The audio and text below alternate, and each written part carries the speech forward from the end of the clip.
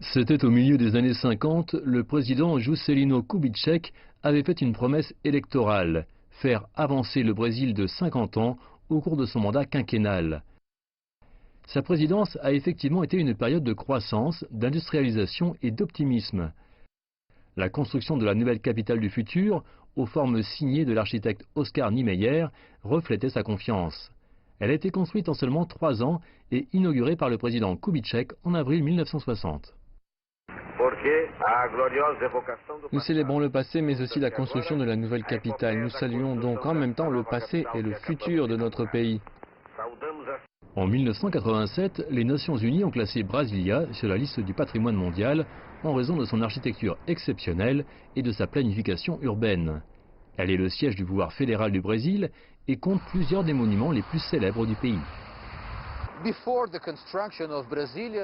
Avant la construction de Brasilia, la ville côtière de Rio de Janeiro était la capitale du pays. La déménager ici, dans les régions montagneuses du centre du Brésil, était une vieille idée qui remonte à la moitié du 19e siècle. Le but était de porter les gens et le développement jusqu'au cœur du pays.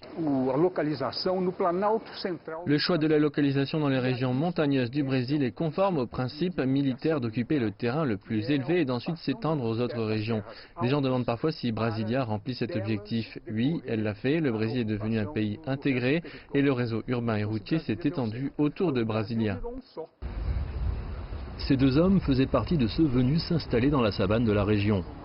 Dario Arceno est venu de la campagne profonde du nord-est du Brésil pour travailler dans la construction de ce qui deviendra le nouveau siège de la Banque du Brésil. La vie était dure, nous avions des dortoirs près d'ici et ils étaient infestés de punaises. Tout ce que je savais, c'était que je travaillais, que j'aidais à construire quelque chose. Mais je n'aurais jamais imaginé à l'époque que cela deviendrait tout ça, cette majesté. Ce journaliste est venu avec sa famille dans la région peu avant que la construction débute. Il a couvert tout le processus. Pour que la ville soit construite en 3 ans, il ne fallait pas interrompre le travail. Donc tous les sites et camps de construction avaient des générateurs et le travail se faisait suivant les 3-8, 24 heures sur 24. Près de 60 ans après sa naissance, Brasilia s'est étendue dans les régions environnantes pour devenir une région métropolitaine dynamique à sa manière, avec des bijoux architecturaux qui l'ont fait connaître au monde entier et qu'elle préserve en son cœur.